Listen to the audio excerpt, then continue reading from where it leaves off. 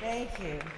Madam President, members of the Board of Trustees, honored alumni and students, I am honored to be here this evening and to have been invited to give this lecture during homecoming.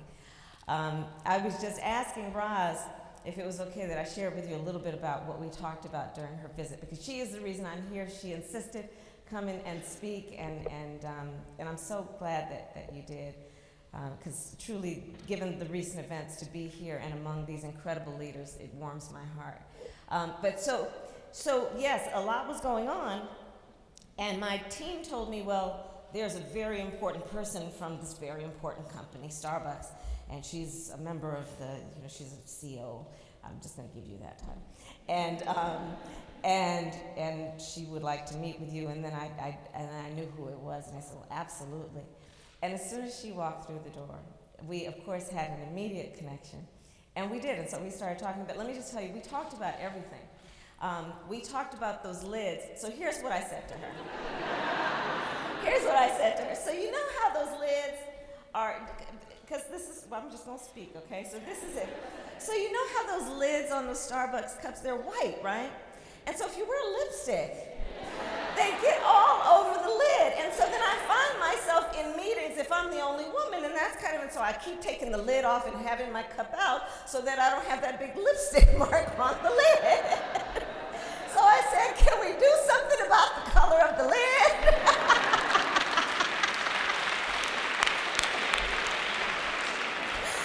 So that was that conversation. But it ranged from that to, of course, our mutual experience being proud graduates of an HBCU, to a conversation about one of the things that I'm sure these bright Spelman leaders are thinking about, which is AI. And we talked about the significance of racial bias in computer learning and in particular in AI. So that was the range of our conversation, which really is, I think, just an example of the range of conversations that we each have with each other. It might be about the color of our lipstick, and it also might be about what we need to do in terms of artificial intelligence and how we plan the future of the world. So I am so excited to be with you this afternoon, and Ross, thank you again. And, I just think that there is so much, of course, to talk about, but when I see all the Spelmanites in this chapel, and I see the future of our country, I know our future is bright. I know our future is bright. And indeed, there are days that are dark, but when I look at the light that you each, in particular you students, are shining, I know that we are on the path to greatness, and that you are going to lead the way. So I'm honored to be with you today. And this indeed is a very special place. Spelman is a very special place. That Spelman hymn that you have sung so many times says, and I don't need to tell you, but I'll repeat it for those who don't know, through years of toil and pain, may thy dear walls remain beacons of heavenly light, undaunted by the fight. So for my lecture, I decided I wanted to talk about those last 4 words, undaunted by the fight.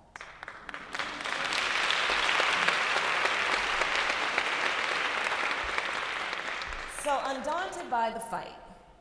So today, let's speak some truth about that fight and the urgency of this moment and how we are looking to women like you to lead the way and how we can remain undaunted by the challenges we face. I believe we are at an inflection moment in the history of our country, a moment similar to the moment in time that my parents met when they were graduate students at the University of California, Berkeley in the 1960s and active in the civil rights movement, marching and shouting for justice. It's a moment where there are powerful forces right now that are trying to sow hate and division among us.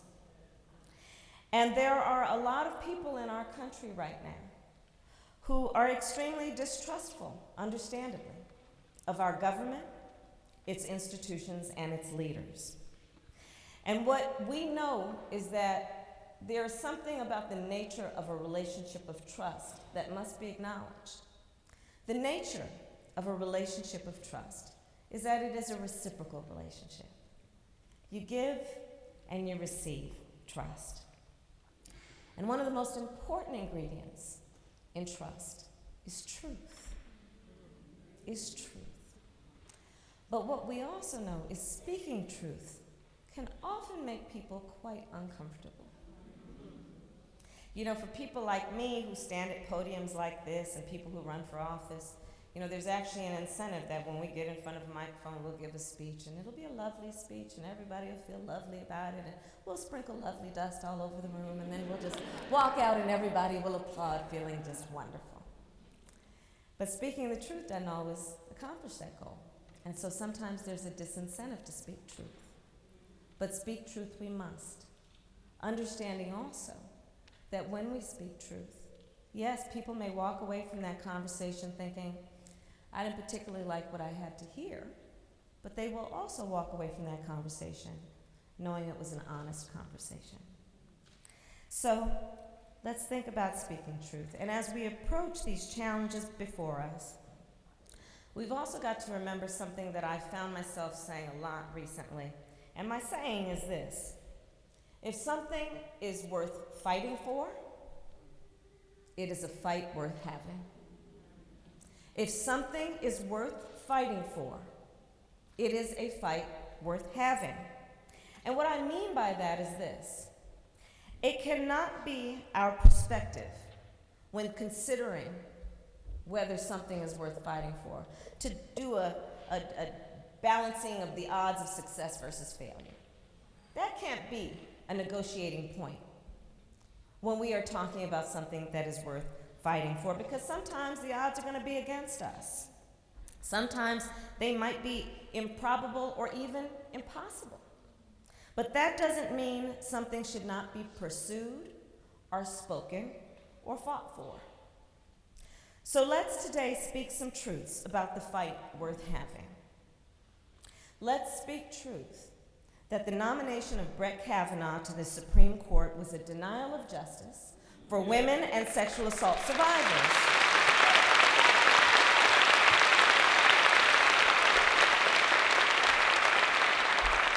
And even though we didn't prevail, the fight for women and sexual assault survivors of whatever gender, whatever race, whatever ethnicity, whatever political affiliation is a fight worth having. Let's speak truth. The economy is not working for working people. Black women still earn 63 cents for every dollar paid to their white male counterpart.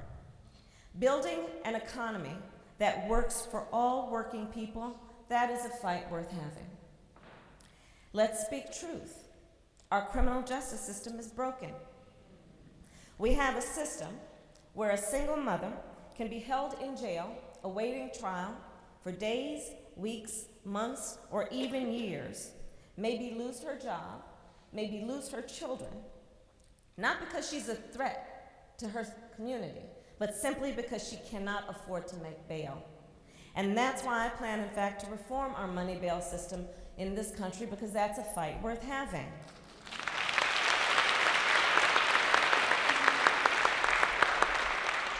Let's speak truth.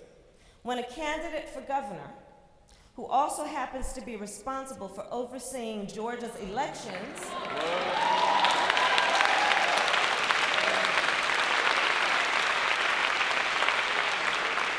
is trying to purge 53,000 mostly black voters from the voting rolls, that's called voter suppression. Let's speak truth and vote them out of office.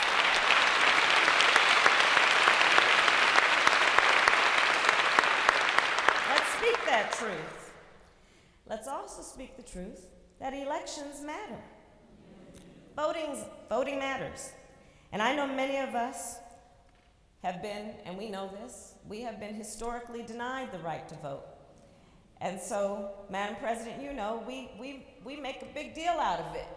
We have a ceremony about going to vote on election day, right? We bring the kids, we take selfies. Well, here I'm to say one other truth. The truth is, we can honor the ancestors by voting early.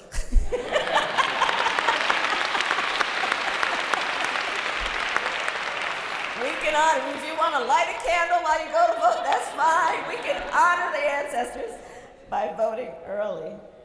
And certainly in the next 10 days, we can send us a message that if someone is trying to suppress our vote, then we will vote them out of office, because that is a fight worth having.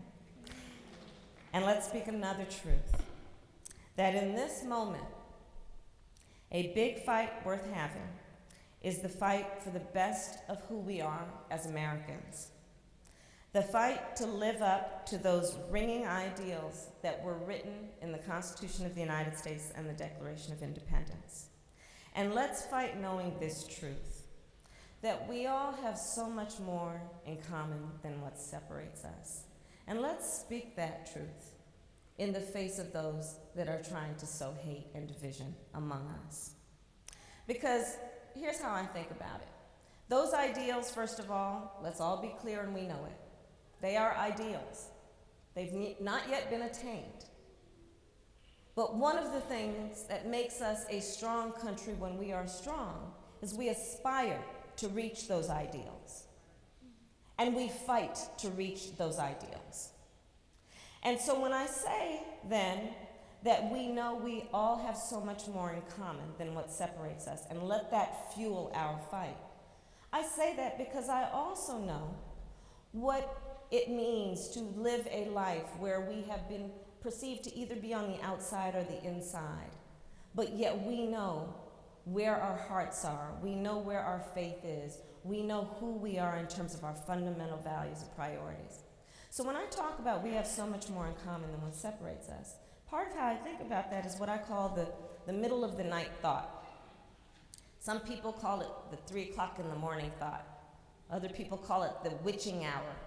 You know, that moment in the middle of the night when you wake up with that thought that's been weighing on you. Sometimes you wake up in a cold sweat. Well, for the vast majority of us, whoever we are, wherever we are, when we wake up thinking that thought, it is never through the lens of the party with which we're registered to vote. It is never through the lens of some demographic a pollster put us in. And for the vast majority of us, when we wake up thinking that thought, it has to do with one of just a very few things: our personal health, the health of our children or our parents. For so many Americans, can I get a job, keep a job, pay the bills by the end of the month, retire with dignity? For so many of our students, can I pay off those student loans? We're in church. The vast majority of us have so much more in common than what separates us. And so in the face of all these fights, let's also recognize, if you go out there and you see what's going on in terms of this election season, if you go see what's going on in C-suites, women are leading the way, and black women are leading the way.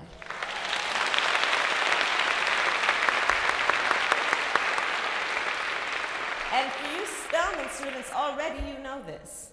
You're fighting for LGBT rights with Afrikendi. You've gone on a hunger strike to make sure all Spelman students have a meal plan and enough food to eat. You have participated in the Atlanta March for Our Lives and spoken out against gun violence.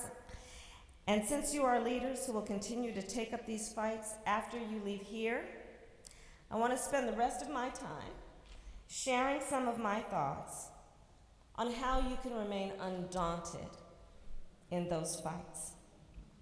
So the first thing I'll point out is this: being undaunted by the fight means identifying the fight worth having. And not, this is important, identifying the fight worth having, and equally important, and not asking permission to solve it. So here's what I'm talking about.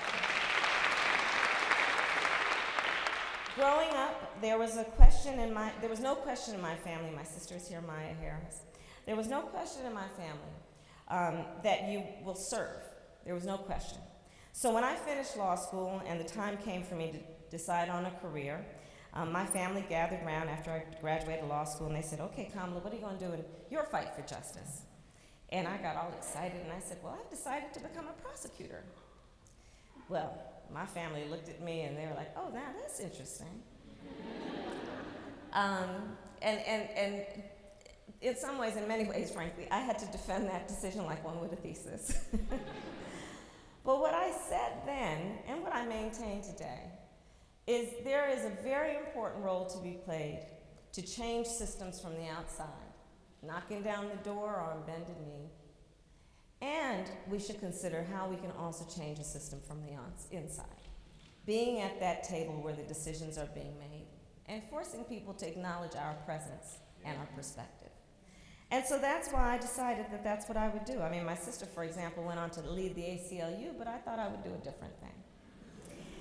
And after years of prosecuting everything, including homicide cases then, I decided to run for district attorney of San Francisco. So you all have heard Roz tell you about that part of my background. And I decided because I felt that, one, I wanted to continue to be a voice for the vulnerable and the voiceless. But two, I decided to run because I recognized that the person who was leading the office at the time was not doing a very good job. Now let me tell you about that story. So the person leading the office comes from an old family, political family. He was a second-term district attorney. His nickname was KO because he was known for being a boxer who knocked people out. So when I decided to run, you can imagine what I was told. It's what you will be told many times in your life. It's not your turn. It's not your time. There is nobody like you who has done that before. It's going to be a lot of work. God forbid we want to work hard. And I didn't listen. And part of what my advice to you is you don't listen either. You do not listen when people tell you that. In fact, I like to say, I eat no for breakfast. Hey. And so I decided to run, and I started out at 6 points in the polls.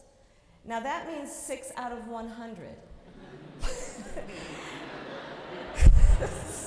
Undaunted. I'm talking about being undaunted.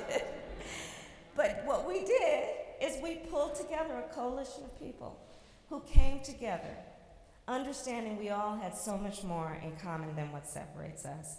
And let me tell you, the way that I would do it, Donna knows what this is like to run. You go out and you shake hands, and you talk with people, and you make that point in real time about we all have so much more in common. And in fact, the way I would do it is I would take my ironing board to go campaign. Now y'all are looking at me, why your ironing board? Well, I'll tell you. Because an ironing board makes a really terrific standing desk. And I would take my ironing board, I'd put it in the back seat of my car, I'd drive to the grocery store. I would then take my ironing board out with some duct tape and a poster. I would set up the ironing board up to this level. I would put my poster with the duct tape, and I would have all my literature, and I would stand in front of the grocery store requiring people to talk to me as they walk in and out, asking them for their vote. And of course, I was elected, and as you heard from Roz, I was elected as the first woman to be district attorney of that city, and the first black woman to be elected district attorney of any city in the state of California.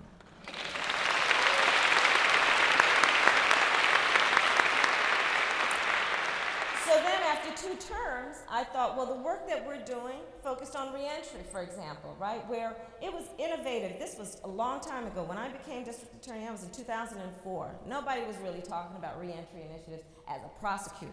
But I said, we need to do this. We can do it in a DA's office. So we created reentry initiatives focused on former offenders and getting them jobs and counseling. And I said, well, I want to take this statewide. I'm going to run for Attorney General. So I was told the same thing then that I was told when I ran for DA. Well, there's nobody like you that's done that before. Well, you want to run to be the top cop of the biggest state in this country? You are a black woman from San Francisco who is personally opposed to the death penalty? That won't happen. That can't be done. In fact, after the election, not before, because my friends were supportive enough to know not to send it to me, after the election, people showed me videos of major Democratic pundits who were being interviewed during the course of the election. And one of them was sitting in a little chair next to the interviewer. Kamala is terrific. She's so good. She would make an excellent attorney general. Too bad she can't win. But undaunted. Undaunted. And so we pulled together, folks. But let me tell you, the story doesn't end here. We pulled together, folks. We ran that campaign. I was out there again, shaking hands, talking with everybody. And then election night came around. And so we went and had a dinner with family and friends. And then we went to the hall where we were joined with our supporters. And my consultant said, you know, the TV cameras are out there, and it's going to be a long night waiting for the count, but you should go out and speak to the cameras. And so I went to the room filled with people, and I walked out, and I walked into the room, and people were crying, and I was like, oh my goodness. This has been so personal for all of us. This election has really just touched us all so much. I was so touched, and I got up to the stage, and I didn't have notes really, and I just talked about it's going to be a long night. And this is what we stood for, about being smart on crime, and we're going to be progressive in terms of what we're doing. And I could feel the room, and kind of the mood in the room shifting. And then one of my staff came up to me and came up to the stage and said, go back to the room, go back to the inside room. And you know, when you get to that point and you've been in a fight and somebody comes up and looks at you and says that you don't ask questions. So I said, okay, and I walked back, and this reporter kept following me. Well, what do you think happened? I said, we ran a great race, and I'm walking back to the back room. And then I realized while I had been on stage, the major newspaper had declared victory for my opponent, and everybody in the room had been crying because they thought we had lost, and I was the only one who thought we were still in the game. Undaunted. And sure enough, that election night lasted 21 days for those votes to be counted. And during those 21 days, my opponent had declared his victory. He went and picked up the transition book, started having meetings about where he was going to sign stuff. He got lapel pins made in his name as Attorney General. Meanwhile, we were all out there going to all the different elections offices watching the count. And sure enough, 21 days later, I became the first black woman elected Attorney General.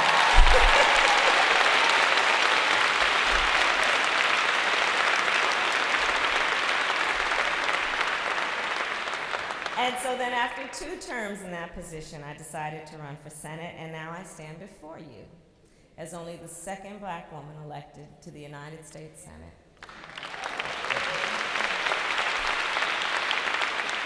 And it bears noting that one of the leaders in my office, who is my key foreign policy advisor, is one Ariel Ekland, who was the valedictorian of the Spelman class of 2010.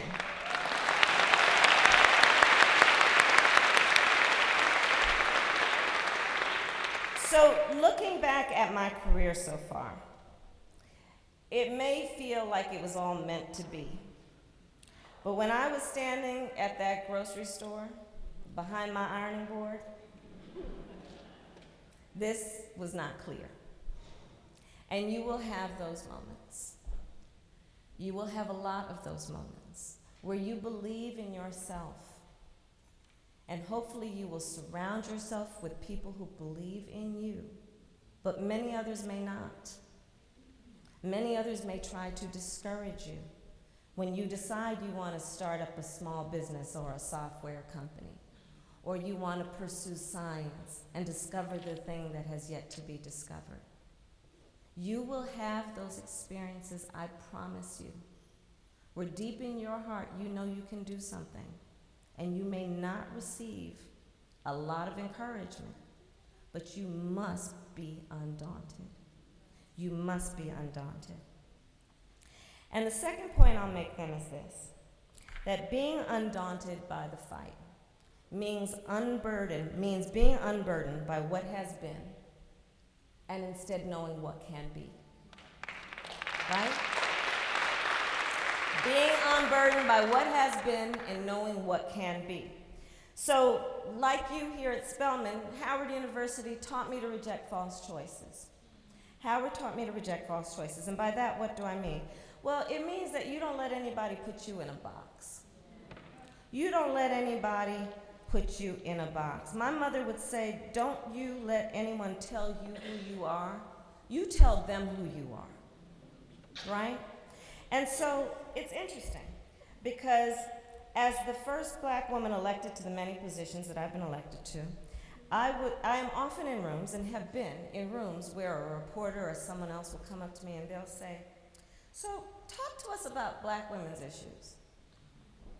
And I'll look at them and I'll say, you know what, I am so glad you want to talk about the economy. Or sometimes I'll say, I am so glad you want to talk about national security. Because what we know is this. Yes, there are issues that explicitly impact the black community. And we care, of course, about the fact that black women are 3 to 4 times more likely to die because of pregnancy than white women. And I'm glad to be working, by the way, with Morehouse Medical School to author legislation to address that. But when more than half of Americans are $500 away from financial catastrophe, the economy is a black woman's issue, which is one reason why I've proposed a middle-class tax cut that would basically give families earning less than $100,000 a year a $6,000 tax credit that they can collect at $500 a month so they can meet those needs. Because that is a black woman's issue, that is everyone's issue. Let's talk about black women's issues. Let's talk about when a major UN report this month says we could be experiencing a climate crisis as early as the year 2040, which means that coastal cities will be underwater, there will be more droughts, there will be more extreme hurricanes and wildfires. Well, climate change is a black woman's issue. Let's think about that. Let's think about when the Russians used racism and hate, which have always been America's Achilles heel, to attack us demographically and geographically. You had better believe national security and election security is a black woman's issue. Simply put, every issue is a black woman's issue, and black women's issues are everyone's issues. In fact, there was a time that Ruth Simmons, the former provost here at Spelman, and the first black woman to lead an Ivy League university, was asked why she got a PhD in French literature, and I love what she said. Because of course the implication was that it would not be an appropriate topic for a black woman to study. And what she said is, why, when they asked her why, she said, well, because everything in the world belongs to me.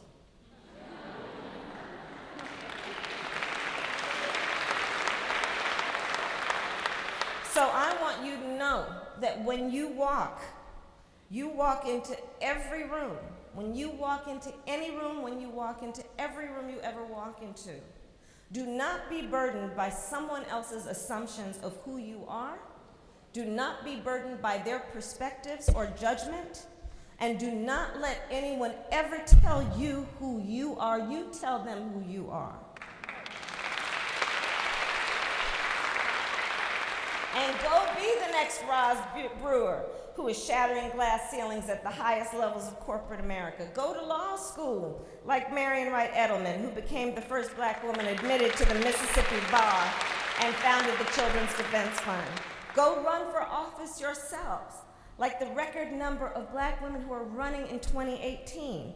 In fact, one of your Spelman sisters from my hometown of Oakland told me that in these last few years, she said, we are understanding what our political power looks like.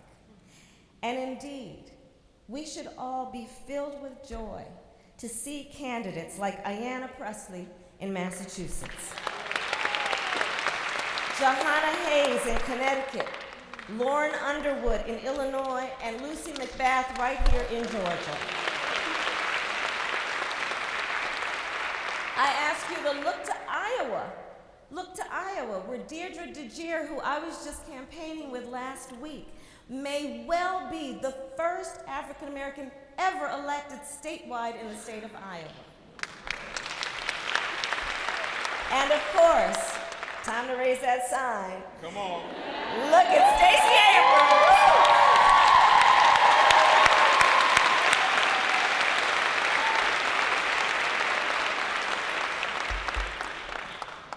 Who I love what she says. This is Stacey Abrams' quote. Where no one is, she sees a world, and she sees a Georgia, and this is what she says. Where no one is unseen, no one is unheard, and no one is uninspired. Undaunted. The third point that I'll make is that being undaunted by the fight, now get ready for this, being undaunted by the fight can sometimes mean getting hurt. So here's the truth about breaking barriers. When we talk about breaking barriers, some would suggest that you're just on this side of the barrier and then you turn out on this side of the barrier. No, it's breaking barriers. And when you break things, it hurts. And sometimes you get cut. And it can be painful. So I say this to you not to scare you. I say this to prepare you. To prepare you. Because you can do it. And you will do it. And you will have all of us there to support you in doing it.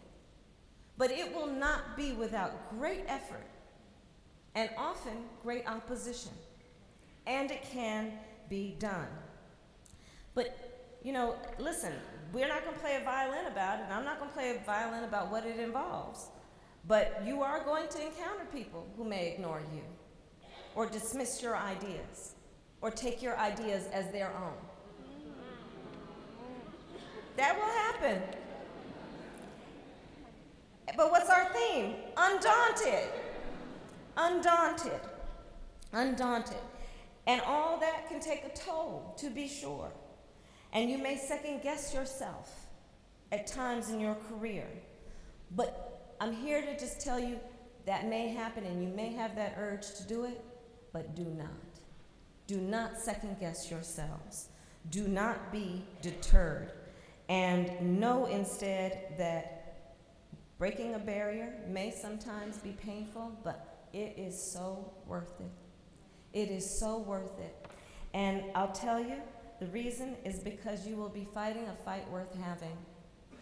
You will be fighting a fight worth having. And you will be exercising that, and the Spelmanites know what I'm talking about, you will be exercising that choice to change the world.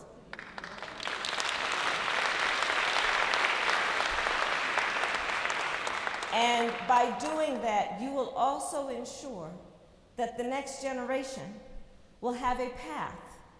You know, my mother used to tell me, she would tell my sister, my mother would look at me and she'd say, Kamala, you may be the first to do many things.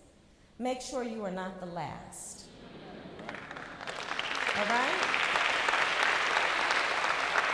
And that's part of what breaking those barriers, that's why breaking those barriers is worth it. As much as anything else, it is also to create that path for those who will come after us. And being undaunted by the fight also means remembering, and this is really important, that you are never alone. Now here's why I say that. Now, when I'm questioning a witness, when I serve on the Senate Judiciary Committee, I also serve on the Senate Select Committee on Intelligence. Yeah. I also serve on the Senate Homeland Security Committee.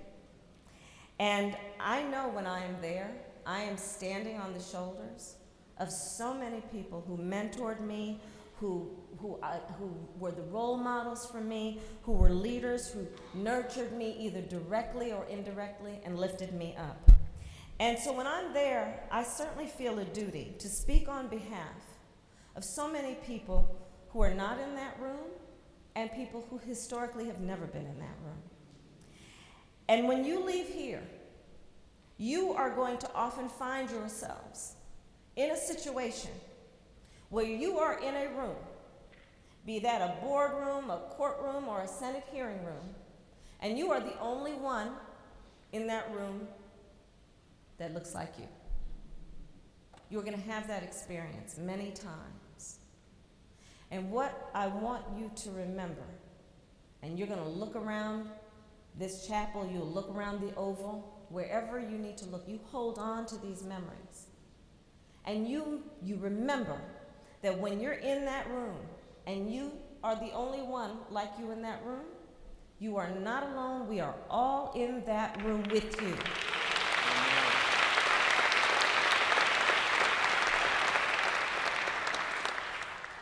And at other times, you're going to have this experience where people will look at you and they will say, "You're special.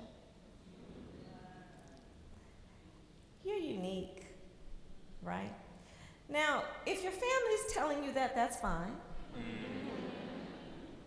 If we're telling you that, it's true. But be careful, because sometimes what that might mean, unintentionally or intentionally, is to suggest you're the only one like you. Right. Or to say you are alone. And you must remember, you come with people, and you will never be in those situations alone. It's critically important that you remember that. You remember you are part of a Spelman family, you remember you are part of a broader family, and you are never alone or the only one like you. There are many of us. There are a lot of us, and we are everywhere. So I'm going to wrap this up with this. In this inflection moment, many are, I've been traveling the country, campaigning with my colleagues and speaking with folks, and there are a lot of folks who are feeling a sense of despair, and others are even cynical. But let's remember our history, and let's remember Spelman's history, your history. Remember that in only 130 years, this school went from being in a church basement to a top-ranked HBCU in the country. Yeah. Remember your history. Remember that you are Spelman. And Spelman women changed the world.